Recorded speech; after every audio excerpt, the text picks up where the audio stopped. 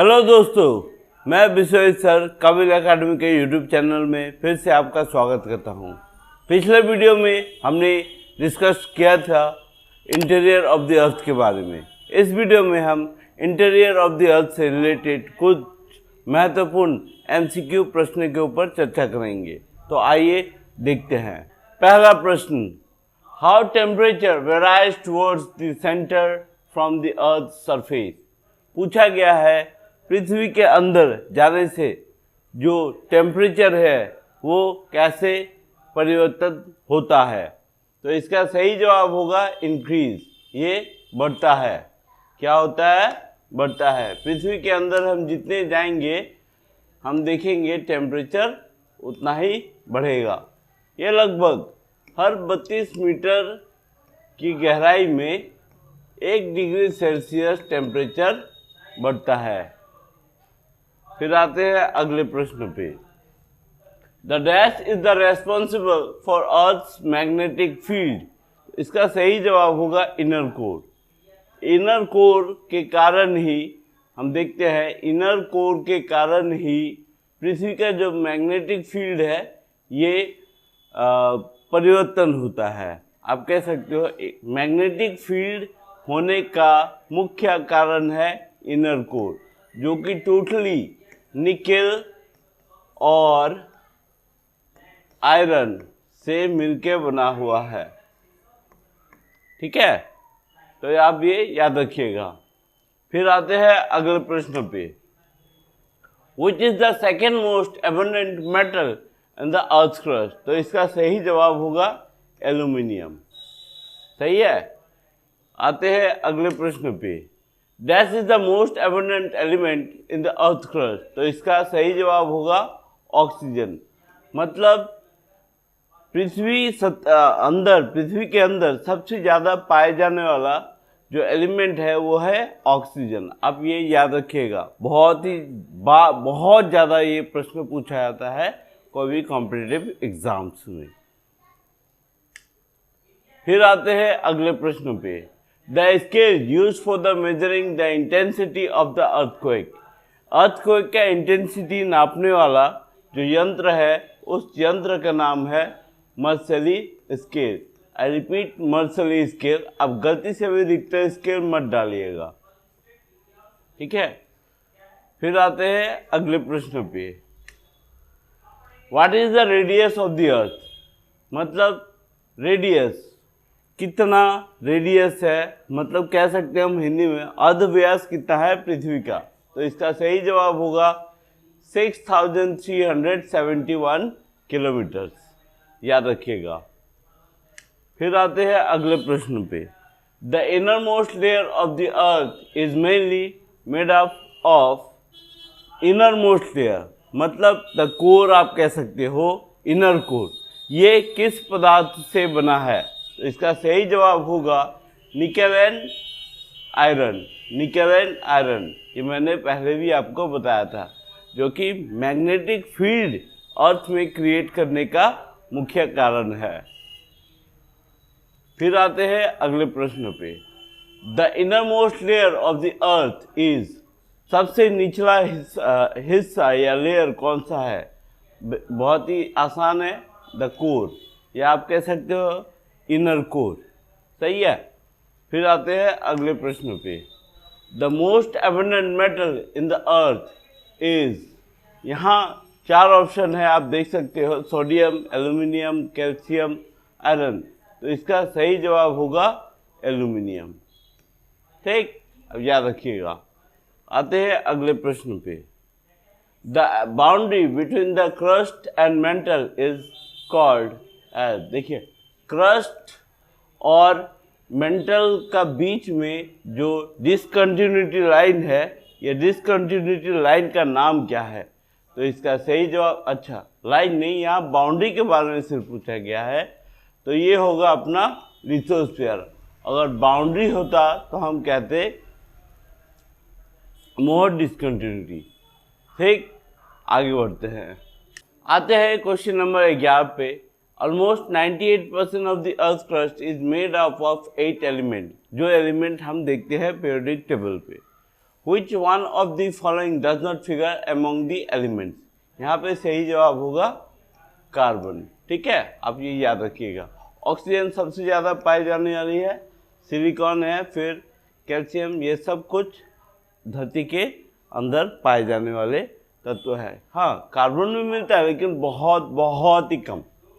ठीक, फिर आते हैं अगले प्रश्न पे। Which zone separate the crust and mantle? मैंने बताया था ये जो जोन है जो क्रस्ट और मेंटल को एक दूसरे से अलग करता है, तो इसका सही जवाब होगा मोहो जोन। जोन के बारे में अब कह सकते हो मोहो जोन कहते हैं इसको। ठीक, ये एस्थेनोस्फीयर, अब ये एस्थेनोस्फीयर भी इसका आंसर हो सकता है, लेकिन सबसे सटीक आंसर जो बैठेगा ये होगा मोहोरोबिसिक डिसकंटिन्यूटी। सही है। फिर आते हैं अगले प्रश्न पे। The outer crust is made of outer crust किसके द्वारा बनाया गया है? तो इसका सही जवाब होगा Cl अर्थात सिलिका एंड एल्यूमिनियम। मैंने Cl, सीमा, क्रोफिसिमा, निफे ये सब के बारे में आपको पिछले क्लास में बताई ही है। फिर आते हैं अगले प्रश्न पे। The interior of the earth can only be understood by direct method, indirect method, both the indirect and direct method. तो इसका सही जवाब होगा ये both the direct and indirect method. मैंने बताया था यहाँ पे आपका मटेरियल के बारे में, अर्थ जो अर्थक्वेक होता है उसके द्वारा, वोल्केनिज्म के द्वारा, फिर ड्रिलिंग मेथड आदि, मतलब डायरेक्ट या इनडायरेक्ट सोर्सेस है जिसके द्वारा हम धरती के अंदर क्या क्या पाए जाते हैं इसके बारे में हम जान सकेंगे। फिर आते हैं अगले प्रश्न पे। Volcanoes are indirect sources of information about the earth interior? नहीं, direct sources of information about the interior of the earth. हाँ, हमने पढ़ा था कि वोल्केनोज जो है ये सीधे हमें बताता है कि धरती के अंदर कैसे टाइप के पदार्थ पाए जाते हैं। So it is the direct source of information about the earth interior. ठीक है, फिर आते हैं अगले प्रश्न पे। Which one of the following describes the lithosphere? यहाँ पे लिथोस्फीयर किस इन चारों में से किस लेयर को समझाता है लिथोस्फीयर में? तो लिथोस्फीयर का मतलब ही होता है क्रस्ट एंड अपर मेंटल। याद रखिएगा, crust and upper mantle. Crust and upper mantle के बीच में एक जोन होता है, आप कह सकते हो एक स्फीयर होता है जिसका नाम है asthenosphere.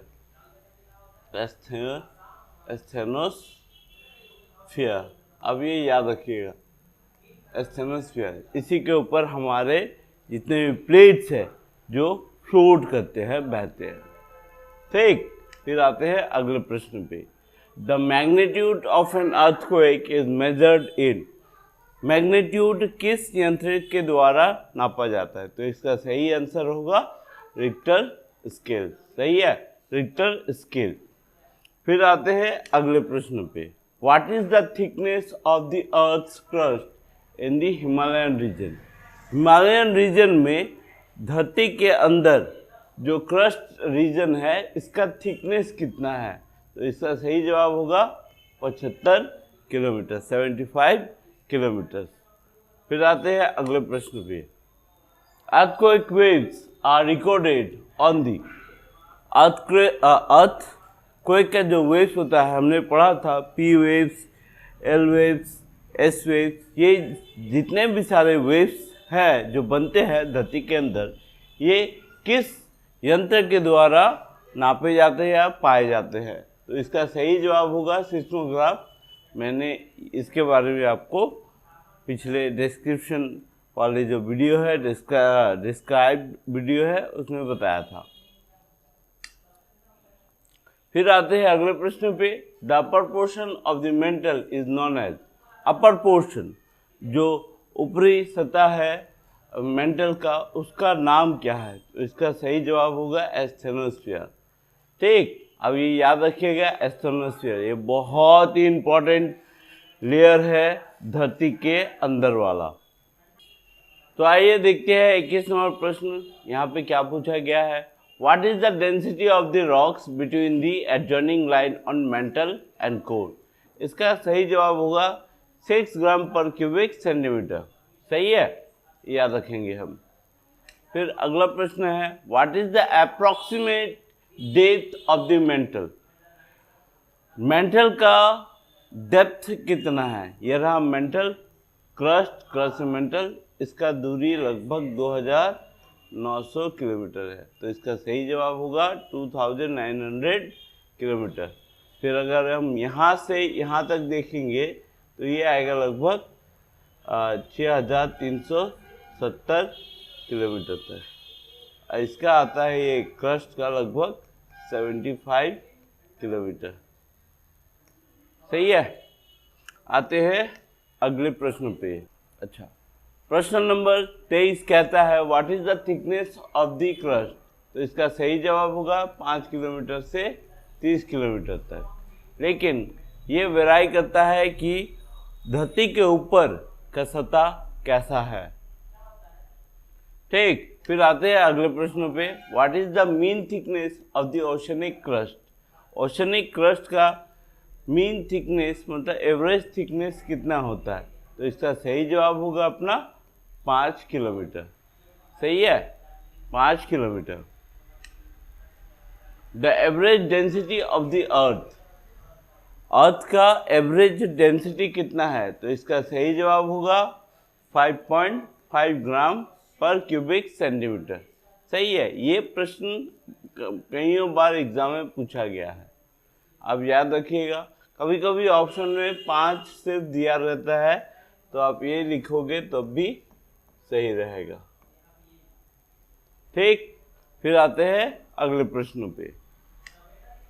On the basis of the satellite data the average density of the core of the earth is? इसका सही जवाब होगा 12 ग्राम पर क्यूबिक सेंटीमीटर। अब ये याद रखिएगा कि कोर का, जो कोर है पृथ्वी का नीचे का वाला सबसे अंदर वाला जो लेयर कोर, इसका डेंसिटी है 12 ग्राम पर क्यूबिक सेंटीमीटर। ठीक, फिर आते हैं अगले प्रश्न पे। हाँ, तो देखते हैं प्रश्न नंबर 27। यहाँ पे पूछा गया है, the thickness of the outer core of the earth crust is about? इसका सही जवाब होगा 1500 किलोमीटर। ठीक है, ये प्रश्न बहुत ही इंपॉर्टेंट है, बहुत बार एग्जाम में पूछा जाता है, आप कंफ्यूज मत होइएगा। इसका सही जवाब होगा 1500 किलोमीटर। फिर आते हैं अगले प्रश्न पे, the upper portion of the mental? Mental का ऊपरी हिस्सा क्या नाम से फेमस है? हम इजीली कह सकते हैं एस्थेनोस्फीयर। यह प्रश्न दोबारा लिखा गया है, कोई बात नहीं है, हम दोबारा सीख लिए। ठीक, फिर आते हैं, what is the approximate depth of mental? Mental, ये प्रश्न भी, इसका सही जवाब होगा 2900 किलोमीटर। हाँ, फिर आते हैं अगले प्रश्न पे, earthquake waves are types of? Earthquake waves कितने टाइप के होते हैं? मैंने बताया था ये 3 टाइप का होता है, 3 टाइप्स। इसका आंसर, एक था पी वेव्स, ये प्राइमरी वेव्स, एक था एस वेव्स सेकेंडरी वेव्स, और एक था आर एल वेव्स और आर वेव्स और सरफेस वेव। इसको 3 wave, love wave, relay waves और सरफेस वेव्स, ये तीनों का एक ही नाम है। ठीक है, जनरली हम इसको एल वेव्स के माध्यम से जानते हैं। ठीक, आते हैं अगले प्रश्न पे, the asthenosphere is partially molten. ठीक है, अब इसको क्या कहोगे? पार्शियली मोल्टन, मतलब ये टोटली गला हुआ नहीं है, हल्का गला हुआ है। इसीलिए जो प्लेट्स है क्रस्ट का, ये इसके ऊपर फ्लोट करता है। आप देख सकते हो, ये लिथोस्फीयर है। यही लिथोस्फीयर में होता है अपना प्लेट। जो कि मूव करता है ये एस्टेनोस्फीयर के ऊपर, ठीक है। ये टोटली मोल्टेन नहीं है, ये पार्शियली मोल्टेन है, ठीक। आते हैं अगले प्रश्न पे। Which wave moves faster to arrive at the surface? तो इसका सही जवाब होगा P waves। P waves सबसे जल्दी पहुंचता है सरफेस के ऊपर, सही है। तो दोस्तों ये थे इंटीरियर ऑफ द अर्थ से रिलेटेड कुछ important question with answer MCQ, जो कि हर एक एग्ज़ाम के लिए बहुत ही ज़्यादा इम्पॉर्टेंट है। इससे लगभग 1-2 क्वेश्चन तो आते ही रहते हैं। आई होप आपको ये पूरा का पूरा इंटीरियर ऑफ द अर्थ का कंसेप्ट क्लियर हो गया है। ऐसे ही टाइप का वीडियो जियोग्राफी से रिलेटेड अगर आपको और चाहिए तो ये चैनल को आप सब्सक्राइब कीजिए, लाइक कीजिए। धन्यवाद। जय हिंद।